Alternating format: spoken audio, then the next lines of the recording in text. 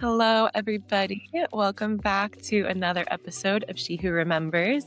I'm sitting here with the beautiful Kiara, also known as Crystal Prophecy. Kiara is an author, astrologer, metaphysical coach, intuitive, and the host of SpiritualiTea. Kiara, welcome. So happy to have you on today.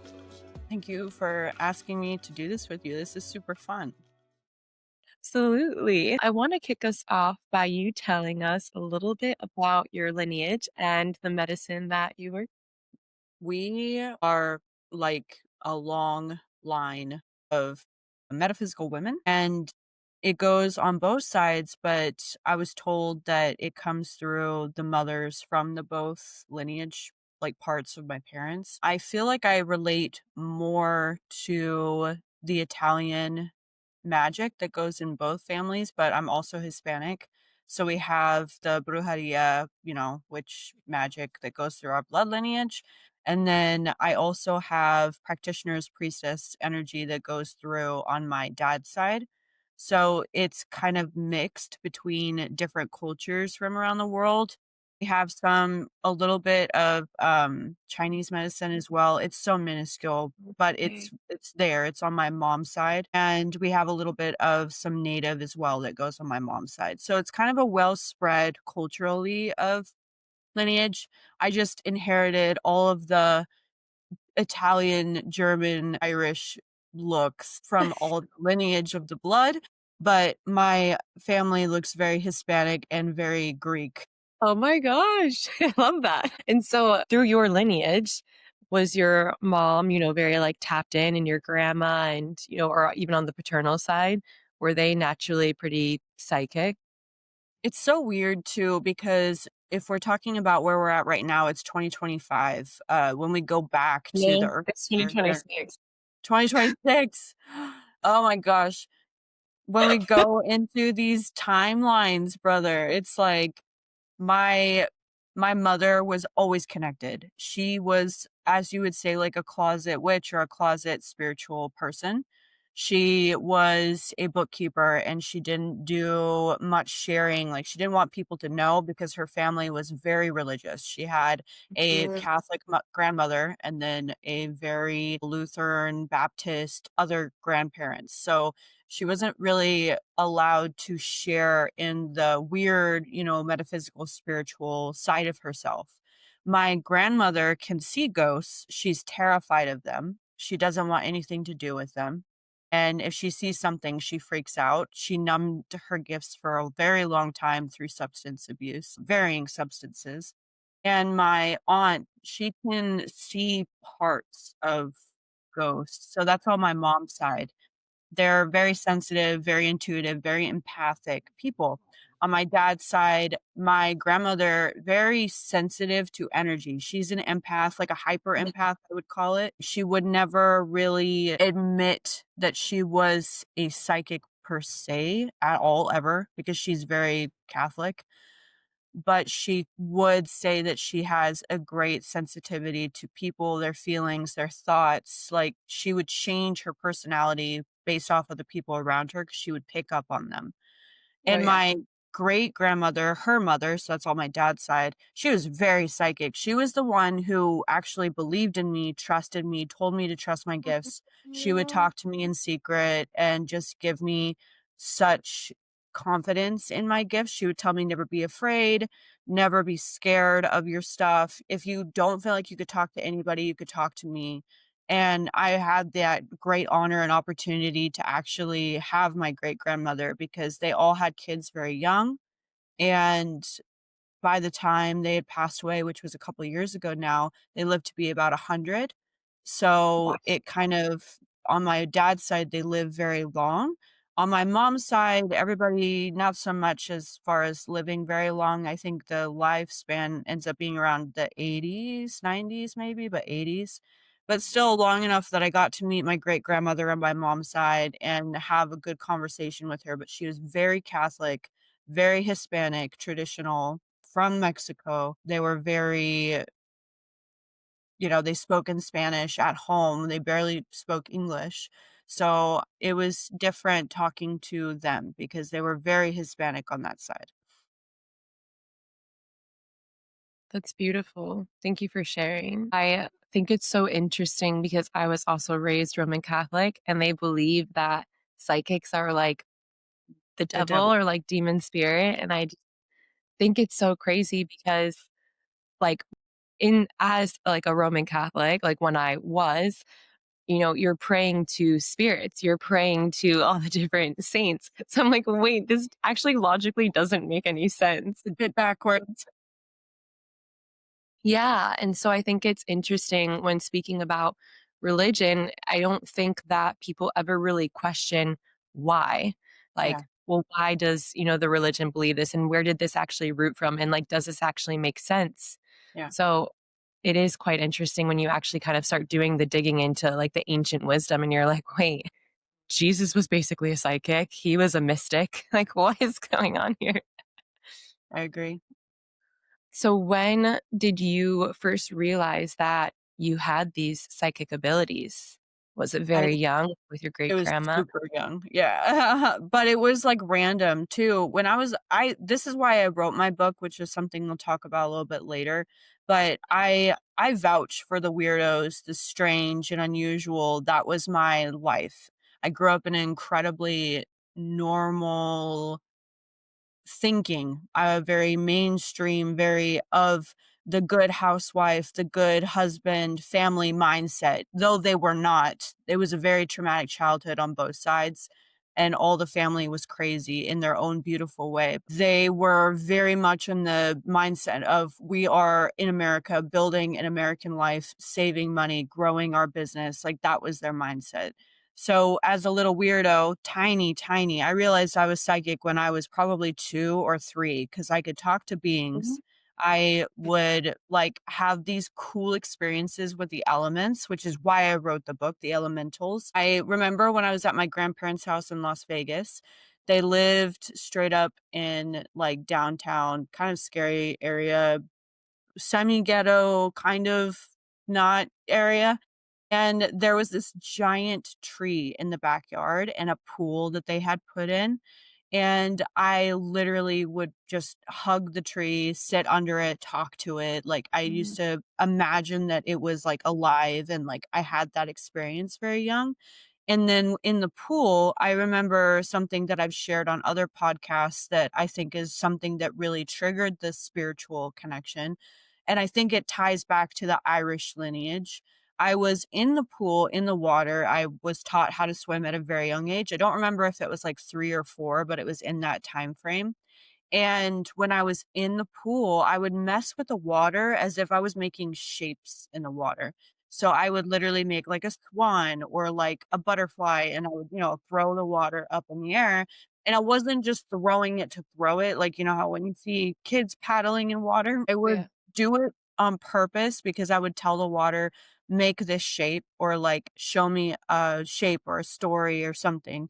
And I am very genuinely mean when I say that it was like the water was playing with me, and I kinda saw, like if you see Moana for, like, the young kids that have seen that movie where the water's playing with the little girl, I related to that scene on a level that I can't tell you because it was like the water was playing with me, like, the fae or the energy of the water was actually having, like, a conversation with me and, like, making these beautiful shapes and making me laugh and, like, I really bonded with the elements. So every time I would go in the pool from then forward until I could remember, I had this super deep connection with the water. Like it would show me these very mystical things. Like if I was under the water, I would test myself to hold my breath. And then it taught me how to not hold my breath, but still be under the water. So I came up with this way where I could be underwater, but not run out of air because it was like the water taught me how to regulate my breathing, so my airflow was a certain way. And Yeah. I know it sounds kinda cool and weird and crazy, but that's something that I personally, like, felt whether it's real or not. I haven't gone in the pool on that level because I haven't had access to a pool in years to test it again, but I just remember that being such an intimate moment with water. from there, it led into the other elements like fire, where I was obsessed with fire. I was a pyromaniac. I used to blow things up and set fires and sit next to bonfires. My grandfather, he loved to camp. This is on my mom's side right now. He loved to camp, and he was definitely a Boy Scout. He was rough around the edges. I can't tell you too much more than that, but you can imagine friends with people in dark places kind of guy. But to me, he was so sweet. Oh, you have a kitty cat. She wants to I come love you. outside. I love your kitty. G'day. Oh, baby, hi. Nice to see you. Um, he would take us camping and we would bond like with the fire, and I would just like, I don't know, I like to watch the shapes, and same thing, different thing. I would never touch it or mess with it because the fire itself, or maybe my family told me don't touch it obviously, but I'm like, I knew innately, don't mess with the fire. If you have respect for the fire, it won't burn you, and I always knew that. And so I created this kind of deep connection with fire where it was my favorite element. It was my passion. I adored it. So there was the bonding with the different elements that was all the time. When the wind would happen, I would dance with the wind because of Pocahontas. There was so much that I bonded with elements. Then when I got older, there's this show that if you haven't seen it, you should watch it, or anybody that's watching this. It's called Witch. It was an amazing animated show.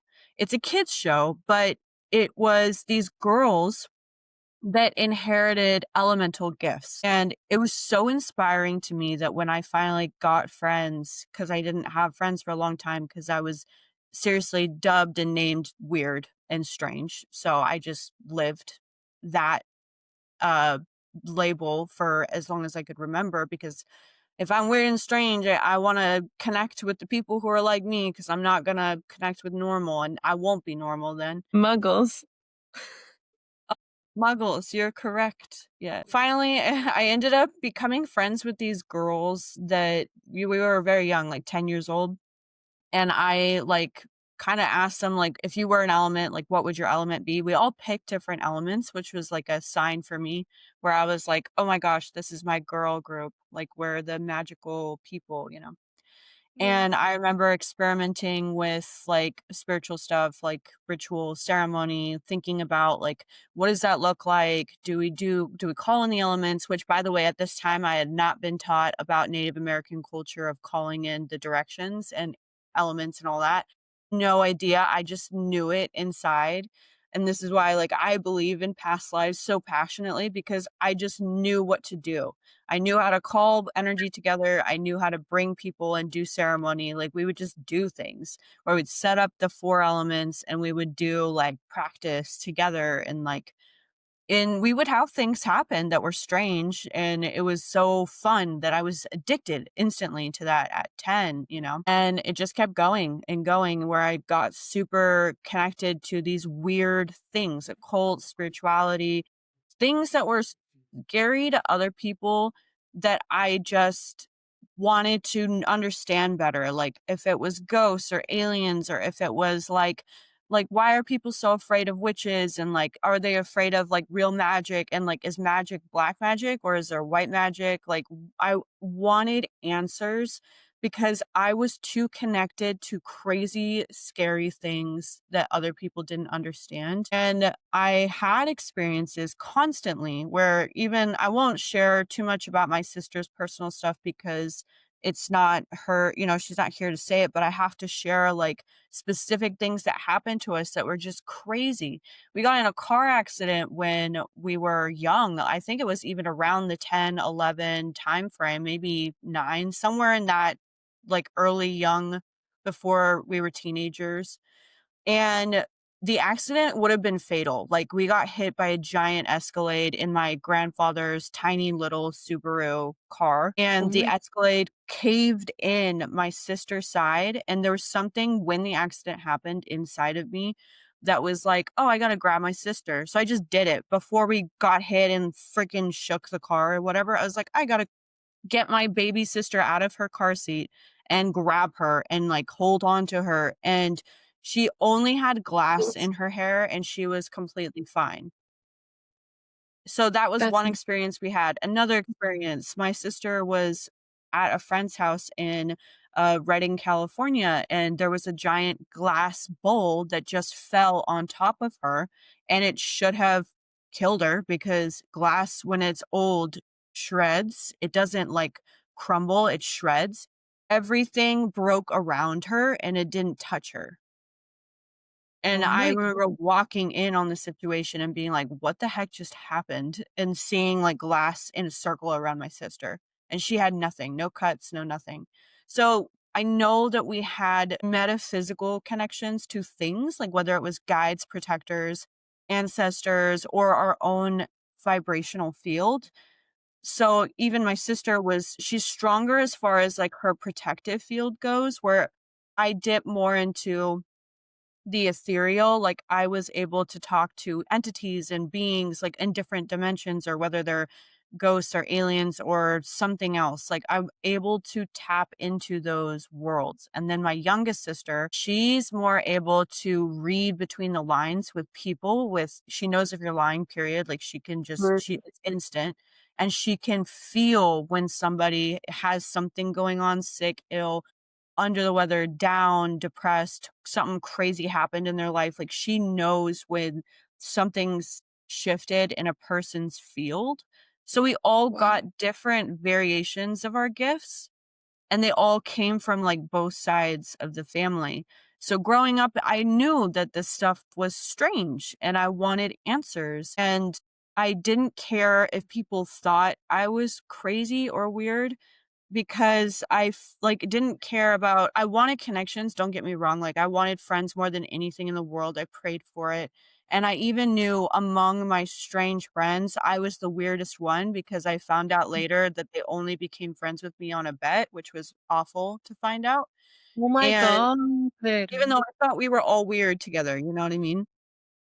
But I knew that none of that mattered in the long run because I kind of felt like if I was so weird that there was something more that I needed to do.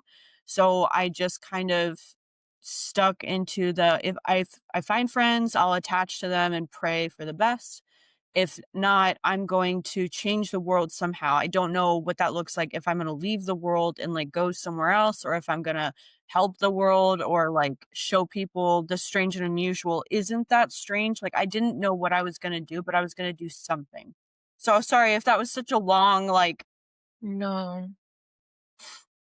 It's so it really is so beautiful because I feel like our biggest challenges or quote unquote trauma, the things that now trigger us as adults, are the things that we're supposed to help others with. So, like you going through that at such a young age and not fitting in and wanting friends or being called weird, you're going to be able to now help the children today who feel that because you lived that. And like that's the medicine. So, it's actually beautiful and your greatest superpower is how I perceive it. But I want to dive into this Gaia, Mama Nature, how she almost, as you're speaking about it, I'm digesting it as like she was a guide for you and still Yes. is, and like a mother figure. Like, let me show you the ways, let me help you remember what you've done in past lifetimes and why you're here. And then how extraterrestrial life kind of ties into that as well. I always, what's crazy is there's this story that I have another friend who's really into the Galactic, and we did a podcast episode together talking kind of a little bit about this, but I'll share it with you because I think that everybody needs to hear this in every world and every, like, of work. um, I know this story and I don't know if it's true. I don't, I have no proof, but this is a story that I've felt and have always ran with since I could remember, about, like, galactic aliens and this earth. Like, I feel like once upon a time, I know I said it, but, like, once upon a time there was 3 planets. I think the first one was Terra, and I think that the other 2 were Diana and Gaia, and I think Gaia was the baby, and I think Terra was the original. Like, when people talk about the Garden of Eden, I think the Mhm. Garden of Eden was Terra.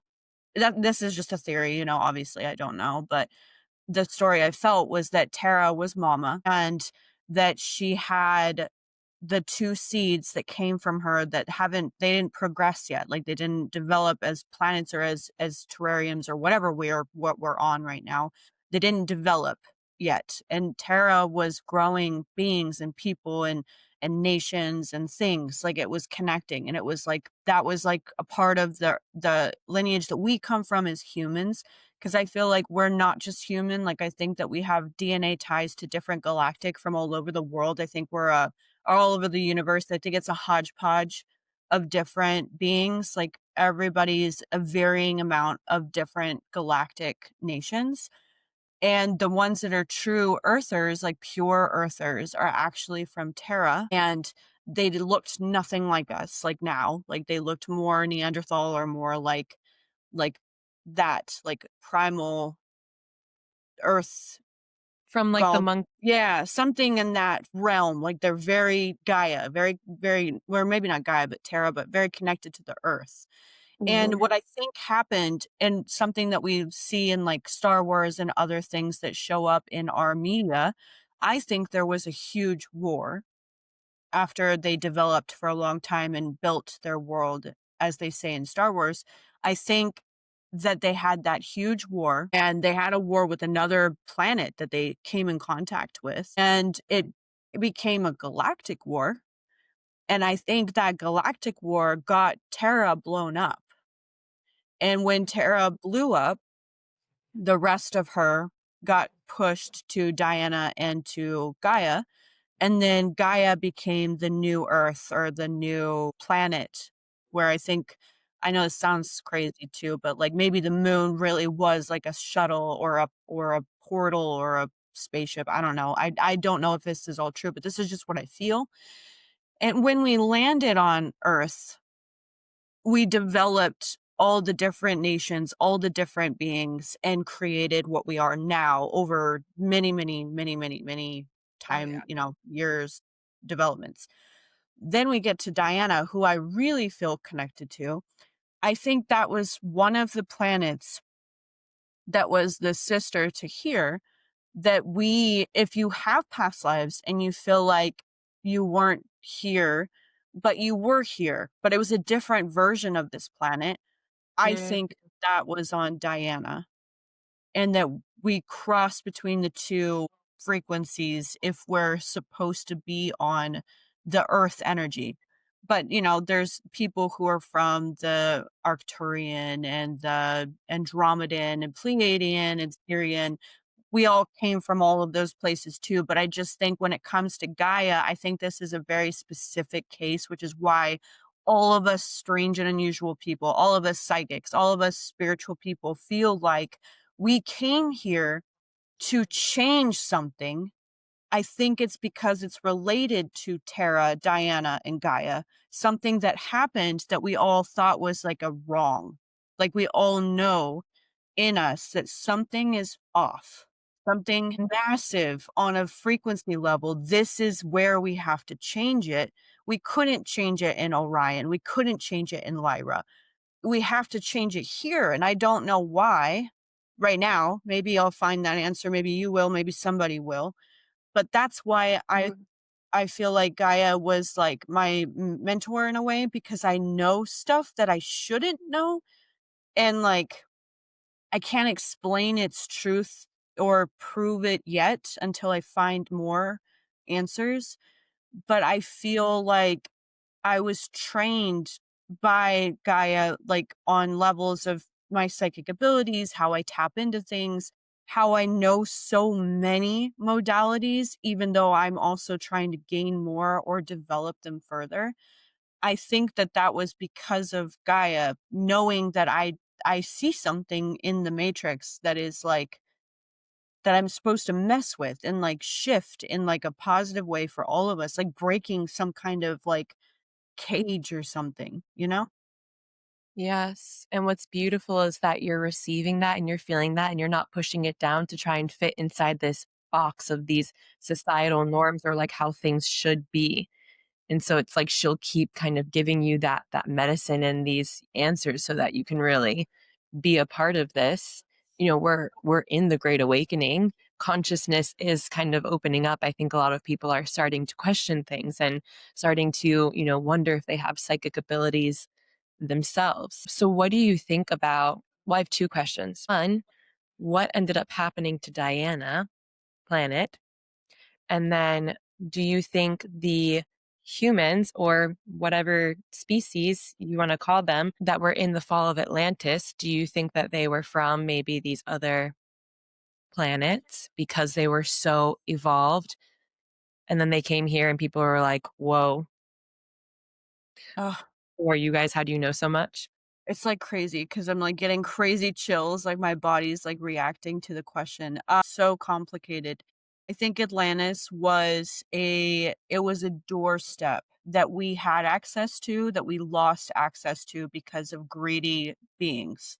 I think that there was a group of, I don't know what to call them. I can't call them names because it's kinda mean. Because I don't know. They could be how people talk about the Anunnaki, like, maybe it was the Anunnaki, but I don't know enough of the name to know who it was. All I know is what I remember and what I feel in my body is there was a negative group that only, as we see in humanity, wants power, money, and power. I mean, it's all about power. Like, it literally is, I want power is what I feel when I say that. It's like power. And they decided that humans or other beings' lives, they didn't matter at that point. So when, according to what I understand of Atlantis, there was a giant crystal that was the matrix crystal that was like it was a power core of some sort. And that power core was so powerful, it could power the entire planet, let alone the entire city of Makes sense. Atlantis. And because it was that massive, I think it was a giant portal too, where it let different beings able to have access to this earth. Because I think this earth is covered in some kind of field that doesn't allow for the galactic to get in just yet. I think that it'll open up here in a couple of years now that we're coming through like a full circle moment, which is why Right. everybody's starting to awaken right now. But I think that at that time it was some kind of portal or doorway for other galactic beings to come into Earth and have that connection to teach and to grow and to develop and to exchange knowledge and communicate as if nations were communicating. But when these powerful people decided to take advantage and go steal the crystal and destroy everything, that it blew up. And I think when it blew up, that was when all the power cores went down and they escaped and everybody had to leave before time was up. And they got stuck here with the rest of us, which I think some of the beings got stuck here with us and they're all in hiding or they've been hiding for millennia, like us, just going through the same circuits and cycles. So that I think is Atlantis. With Diana, I have 2 thoughts because I think Diana is paralleling our timeline or paralleling our dimension, and I don't wanna say too much about it because to me it's very precious. She's very precious to me, but I theorize that if you feel like you're switching dimensions, or if you feel like you're shifting in a weird way or you're connected to another part of you that's not quite here, I think that you might be connecting to something over there in some way. Wow. And I don't know what that looks like for everybody because maybe for some people it looks like feudal Japan. For some people it might look like Ireland. For some people it might look like China or Mexico or Italy or Spain or something. Like, it looks like something that you are deeply connected to from another timeline. And I think it parallels Earth, and you're feeling that part of you as if it's like unison. Like, that's my theory of Diana, because I think Gaia and Diana are twins. Like, I think they're two, see, but their frequency is so close that they're close enough that the energy is like resonating together, but in a different timeline. That's my theory about Diana. That really resonates with me. It's just crazy. Because I only learned about Diana and Tara when I met you. I had no idea prior. But hearing that, it's like, no, that makes perfect sense. And I don't And even want to question why. I could just be giving them names too. I don't know what I feel, but these are just what, like, if I could give them a frequency or a name or something to it so it seems more fathomable, then that's like what I am pushing the energy to try to get it out in words, you know? Yeah, and I think that's what's so beautiful about your gift and your medicine is you are making the almost unconceivable, like, digestible for people to really be like, "Okay, I get it." And I think that's such a stigma about being psychic or spirituality is people don't even know where to start. They don't even understand their own innate gifts, and they think it's, like, really woo. Let's talk about it. Let's No, talk no, about it. keep going though. Keep going. Like I agree with you. It is, and there is so much suppression from childhood or from people who are religious and there's so many different factors outside of ourselves to make us doubt ourselves and then you bring in sickness and disease or like autoimmune things and these are again it's all just suppression and trauma and things in our body that like we literally have the power to heal ourselves. We have the power to communicate and connect with the other side. We have the power to get the answers of the universe through Gaia, through the trees, through the grass, the ocean, the stars, the galactic. Like the power that we have at our fingertips is so we can't even fully comprehend it, right? We each have our own kind of connections and abilities based on our lineage and based on, having to go down my own little rabbit hole here. But how, I guess, for someone listening to this who's literally sitting here thinking we have three heads, how would you kind of start opening the doors for them? Nature's talking. I know. I love it. That's crazy. Just start understanding this in a way that feels possible, that's not so overwhelming for them. So, I mean, the reason we're doing the podcast, I did write a book, but before I even give you where you could get it and all that, the book itself, it's great.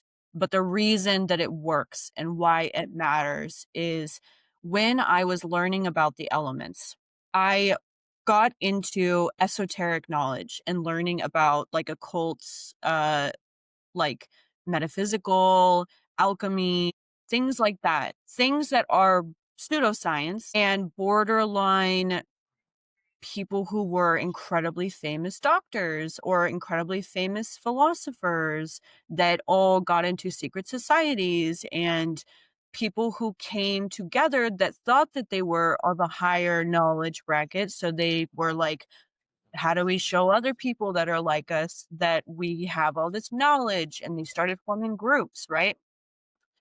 Maybe we were in those groups when we were in past lives, or maybe we were condemned by those groups in past lives. And I was like, well, screw all that shit. Like, how do I get the knowledge to everybody that is maybe they're not able to get in these secret groups? Like me, I'm a woman that is got freckles and freaking not a pure blood. And yeah, I have crests and shit, but how do I get into these secret societies? You can't. You have to be a man, pure blood, royal descent.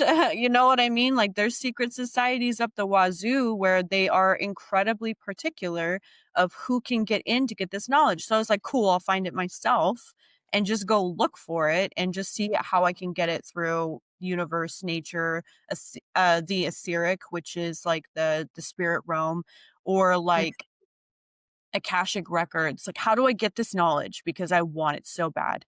I started with the elements and researching why are different cultures that are very spiritual rather than religious, like the Native Americans and the ancient Gaelic Irish and the Japanese, why are they so connected to the elements? I started there. When I researched the elements, I saw they had behavioral patterns and different personality connections, and I started to categorize them. I don't put boxes on anything, so this is all up in the air as far as like what could be. But when you think about fire, fire is very mental, it's very movable. Water is very emotional. Earth is very physical and grounding. Air is very out there, spiritual, and if you see Avatar: The Last Airbender, that was something that was interesting and inspiring as far as like a young adult being interested in the elements. And I took all of that knowledge and started to think about, cool, I have my mental, emotional, physical, spiritual. Now let's look at astrology and see, why did the most ancient societies and the high billionaires, why do they use astrology where the millionaires don't? What are they missing? What's the missing? What's the disconnect? When you look at the astrology, same thing, elements, you got your fire signs, earth, air, water signs, interesting. And then you look at the personality signs of all 12, and you're like, okay, I'm going to take all of the zodiac and the elements, and I'm going to start to converge their personality tropes, behaviors, and turn them into an organized mess. Yes.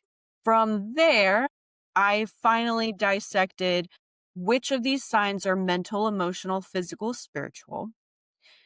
Where do they get each other? Where do they not get each other? Who's opposite? And then I went even further. In the book, if you think you're psychic and you're like, okay, I am good with ghosts, like I feel ghosts, I like weird stuff, you're probably spiritual.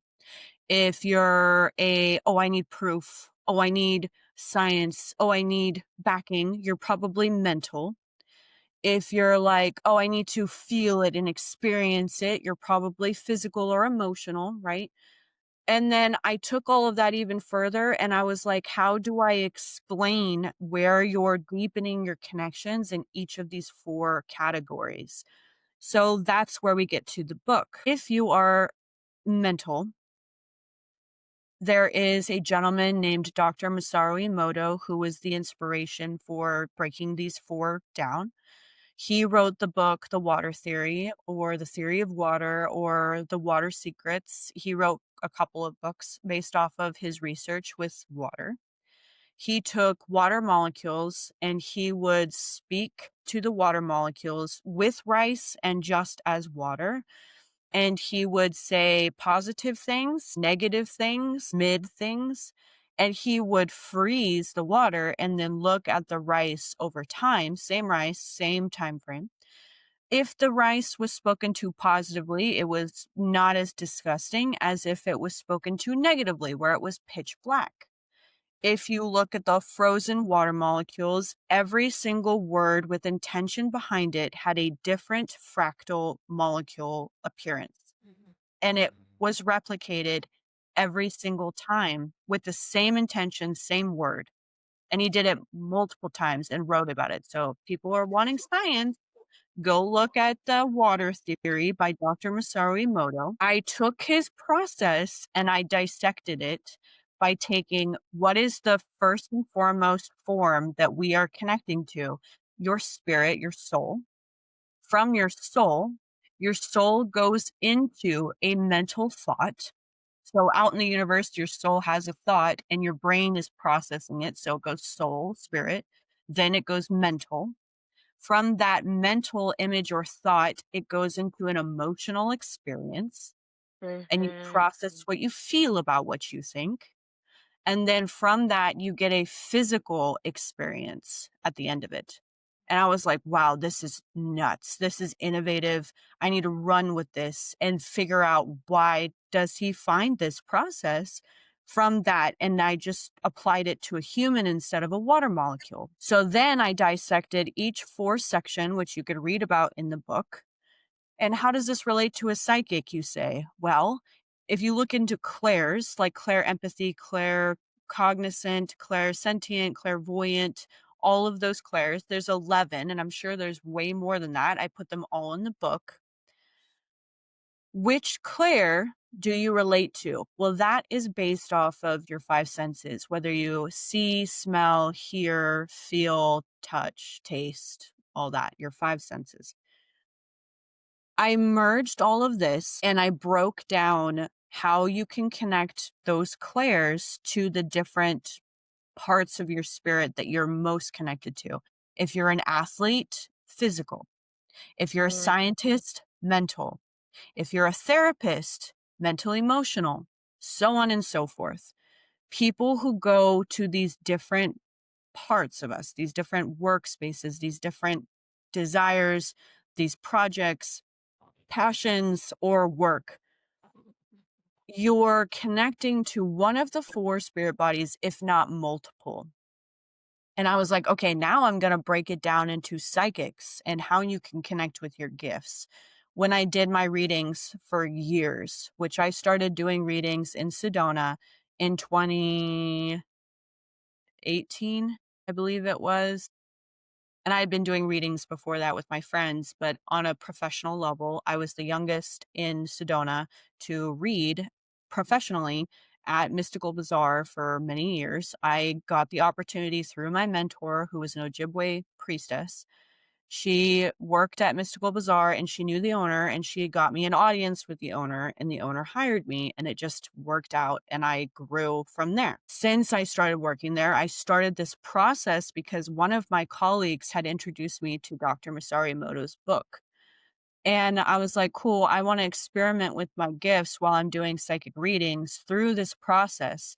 So I would sit down on a piece of paper and write down mental, emotional, physical, spiritual. And I would just start to dissect people's thoughts and feelings through their intentions, through channeling and doing a psychic reading.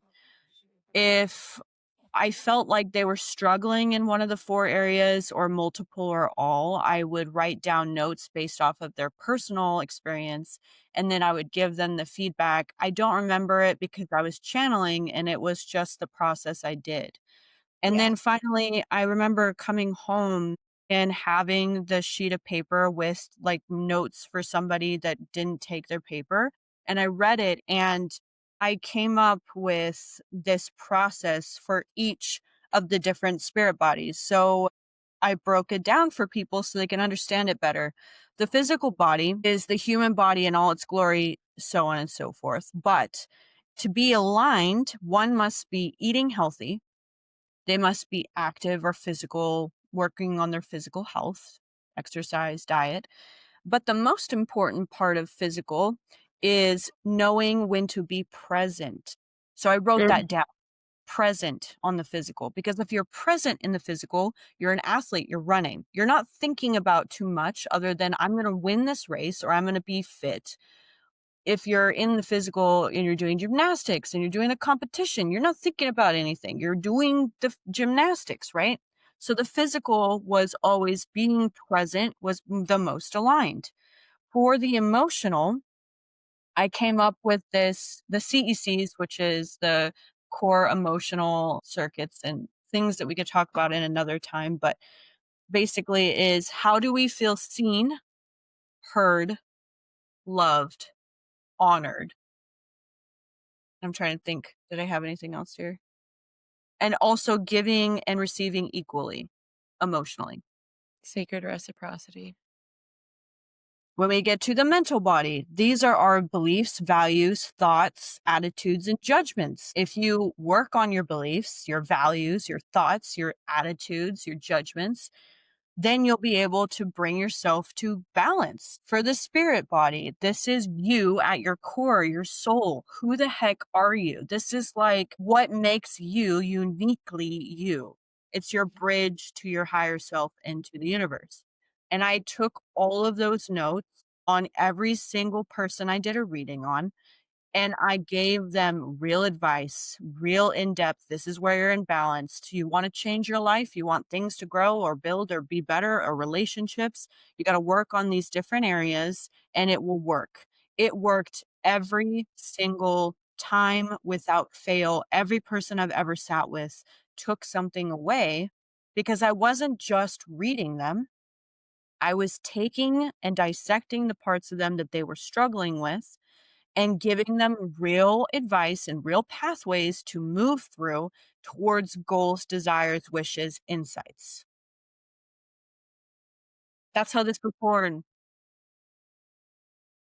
That's why people go for psychic readings, anyways. Something's imbalanced. They're needing clarity. They're needing an answer. So you're channeling in a way that's really practical of let me hit every single target. I'm not just coming at you from whatever, you're sitting across from me and you're wanting to hear this. I'm going to give you every single thing from your your four bodies and from the elements and from everything. And when people did come for entertainment, I didn't even entertain the thought of it because I did have people that came like, show me something, show me that you're real, show me you're a real psychic. And to be honest with you, I never engaged in that crap. I just did the same process. Didn't matter who you were. I always wrote down everything. I would give you information based off of your astrology. And then on top of it, I would do the spirit body process. And to me, there's a fifth element as well, which is why this always works, which is the etheric. The etheric is our connection to the other side or to the universe or to the Akashic records. That was where I would channel. So if I said something to somebody that was out there that was channeled that I couldn't possibly know, that would be their proof. That would sit in the etheric. That was for them only, and it was never shared with anybody else because it was for them. These five spirit bodies are some of the most important things I think I have uncovered or rediscovered or brought back to the surface for us all connecting as psychics. So if you think you're not psychic, you are, because you have all five of these spirit bodies and you connect with one of them, if not all of them. And you can take that to another level with your gifts, which is why people like yourself and I exist, because we are actually leaning into it instead of blocking all of that crap off or focusing only on one area. We're actually trying to do all of them or embrace all of who we are because we have all of them. Yeah, and I think the most important thing to note on that is you'll never be a master of all of them in this lifetime. Like that is the work, that is why we're here, so that we can continue to evolve, learn, grow. Like you never actually master this. It's ever changing, it's an evolution. It's constantly being open and receptive and then meeting people who have, the gifts that they're actively working on to really like open your eyes to other things that you may have not seen. Yeah. So everybody needs to buy your book. I mean, it's comprehensive. Like, I'll read you guys the back of it. The Cosmic Connection, Unlock Psychic Potential, and Learn Your Sacred Toolkit is a spiritual guide designed to help readers explore their psychic potential through a comprehensive approach to self awareness and growth. The book presents the human being as comprising five distinct aspects: physical, emotional, mental, spiritual, and ethereal are also written as ethereal with an A because I think of the ether like AETHER, while also Mm. producing my energy embodiment archetypes, which you can read about in the book. Each aspect is examined with practical advice on achieving balance and harmony, incorporating insights from the author's Crystal Alab Oracle deck. This guide adds a astrological, mystical dimension, offering practical tools and techniques for harnessing natural abilities and exploring spiritual gifts. It combines traditional wisdom with modern practices, drawing on various teachers and their tools to support readers' spiritual and personal development. Each section provides exercises, tips, and tools for aligning and harmonizing the spirit bodies, aiming to foster a deeper connection with oneself and the universe. The book spans micro within to macro the universe to help those who feel that there is something more than just this earth. It's beautiful. Thank you. I feel like anybody who is even slightly curious about their own abilities or wanting to kind of explore more into just spirituality in general, I feel like it's the perfect place to start to really get those questions answered.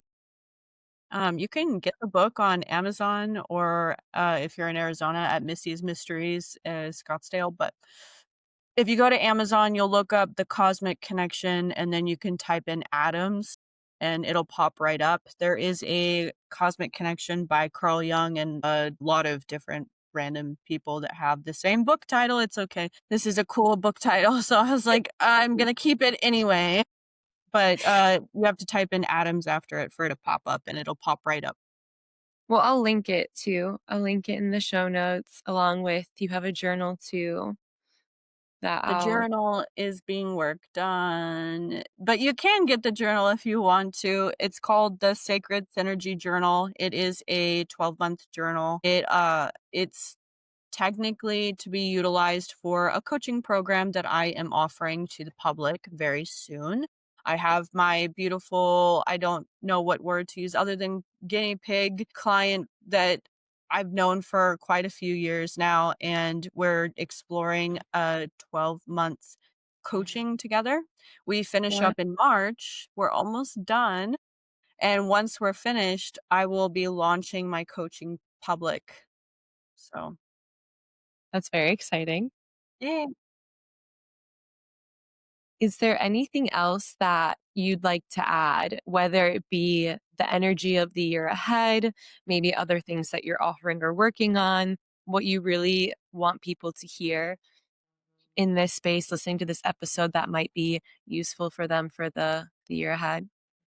I will be offering a video course for everybody who decides that they want to subscribe to my monthly session, my monthly booking.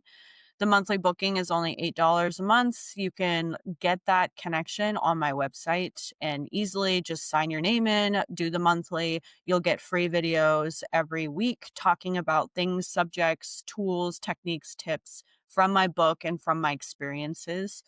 I am just wanting so deeply to get people off the ground with their gifts and more in touch with themselves and understanding how they can take it to another level. I think if you're newer to spirituality, there's quite a few people out there who are able to hold space for you and that are amazing teachers in that field. I'm looking to work with people who have a practice already and want to take their gifts to the next level and connect on another level with their business and bring in new modalities. That is my main focus right now. And I also am going to be working with young adults, so teenagers, with permission from parents and with a disclosure that way that it's safe for everybody. That way I can start to get young adults off the ground with their gifts if they're curious and learning more about being a psychic or like how to connect with their gifts and not be so afraid of their talents. So those are the two focuses I'm thinking of working in and have been developing. I am working on a fantasy series right now based off of my experience in past lives. It will be out this year very soon. I kind of just was doing it for me because I have so much to share about some of the galactic and the strange experiences I've had with these different planets and my theories about the Bible and ancient beings that are tied to mythology. Like, I incorporate that into the book. They're just my thoughts and also my interpretation of my past lives and dreams that I've had. Mm.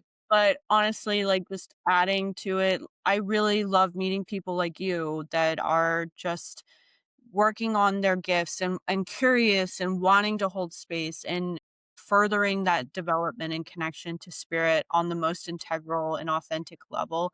This field is fluttered with people whose egos get in the way, no matter who it is. It could be me or anybody. We all have an ego, but I want to always be in the best regard and not allow that ego to come in and shape the way I think and portray my words and how I'm sharing spirit, because I think that too many times in psychic fields that is the problem where ego comes in and people have these toxic tendencies and they start gaslighting other psychics or spiritual teachers and practitioners, saying like, you're not authentic because of this. I think if we just show up as the best version of ourselves and we honor each other's truths and we ask questions and we have conversation, that's the most important thing. And having podcasts and connection and communications with people like you and anybody who wants to share, it's so beautiful and just so important. And I hope to always be able to